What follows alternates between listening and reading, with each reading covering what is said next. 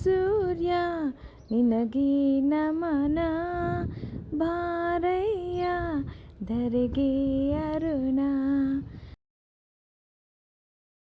Welcome all. ಇವತ್ತು ಸೂರ್ಯನ welcome ಮಾಡ್ತಾ ವಿಡಿಯೋ ಸ್ಟಾರ್ಟ್ ಮಾಡ್ತಾ ಇದ್ದೀನಿ. ಯಾಕಂದರೆ ಇವತ್ತಿನ ವಿಡಿಯೋಗೆ ನಮ್ಮ ಸೂರ್ಯನೇ ಮೇನ್ ಹೈಲೈಟ್. ಇವತ್ತು ನಾನು ನಿಮಗೆ ಆಲೂಗಡ್ಡೆಯಲ್ಲಿ ಡಿಫ್ರೆಂಟಾಗಿ ಮಾಡೋವಂಥ ಚಿಪ್ಸ್ನ ಹೇಳ್ಕೊಡ್ತೇನೆ. ಹಸಿ ಆಲೂಗಡ್ಡೆನ ಸ್ಲೈಸ್ ಮಾಡಿ ಚಿಪ್ಸ್ ಎಲ್ಲರೂ ಮಾಡ್ಕೊಂಡಿರ್ತೀರಾ ಅಂದ್ಕೊಳ್ತೀನಿ. ಈ ರೀತಿ ಒಮ್ಮೆ ಟ್ರೈ ಮಾಡಿ ನೋಡಿ.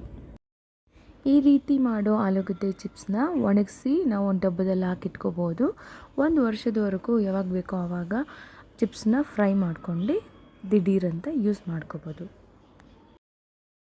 ಇಲ್ಲಿ ಎಲ್ಲ ಆಲೂಗಡ್ಡೆಯನ್ನು ನಾವು ಚಿಪ್ಸ್ ಸ್ಲೈಸರ್ ಯೂಸ್ ಮಾಡ್ಕೊಂಡು ಸಣ್ಣದಾಗಿ ಸ್ಲೈಸ್ ಮಾಡಿಟ್ಕೋಬೇಕು.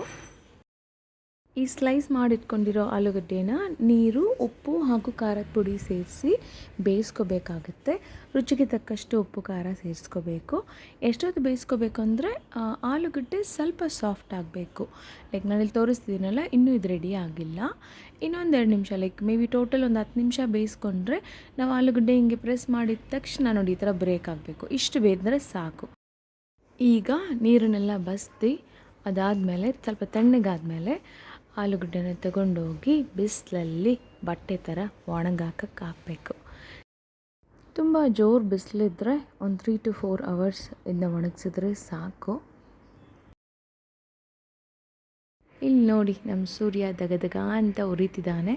ಸೊ ಹಾಗಾಗಿ ಒಂದು 3 ಅವರಲ್ಲೇ ಚೆನ್ನಾಗಿ ಒಣಗಿ ಚಿಪ್ಸು ರೆಡಿ ಆಯಿತು. ಚೆನ್ನಾಗಿ ಒಣಗಾದ್ಮೇಲೆ ಇದನ್ನು ನಾವು ಒಂದು ಡಬ್ಬದಲ್ಲಿ ಹಾಕಿ ಇಟ್ಕೋಬೋದು. 1 ವರ್ಷದ ತನಕನೂ ಇದು ಹಾಳಾಗೋದಿಲ್ಲ. ನಾವು ನಾರ್ಮಲಾಗಿ ಸಣ್ಣಗೆ ಹಪ್ಪಳ ಎಲ್ಲ ಹೇಗೆ ಕರ್ಕೊಳ್ತೀವೋ ಹಾಗೆ ಈ ಚಿಪ್ಸ್ನ ಕೂಡ ಎಣ್ಣೆಗೆ ಹಾಕಿ ಕರ್ತ್ಕೋಬೇಕಾಗತ್ತೆ. ಇನ್ಸ್ಟೆಂಟಾಗಿ ಚಿಪ್ಸ್ ರೆಡಿ ಆಗುತ್ತೆ. ಇವತ್ತಿನ ಈ ರೆಸಿಪಿ ಇಷ್ಟ ಆಗಿದ್ದಲ್ಲಿ ನಿಮ್ಮ ಫ್ರೆಂಡ್ಸ್ ಆ್ಯಂಡ್ ಫ್ಯಾಮಿಲಿ ಜೊತೆಗೆ ಶೇರ್ ಮಾಡಿ. ನನ್ನ ಚಾನಲ್ಗೆ ಸಬ್ಸ್ಕ್ರೈಬ್ ಮಾಡ್ಕೊಂಡಿಲ್ಲ ಅಂದರೆ ದಯವಿಟ್ಟು ಸಬ್ಸ್ಕ್ರೈಬ್ ಮಾಡ್ಕೊಳ್ಳಿ. Thank you for watching.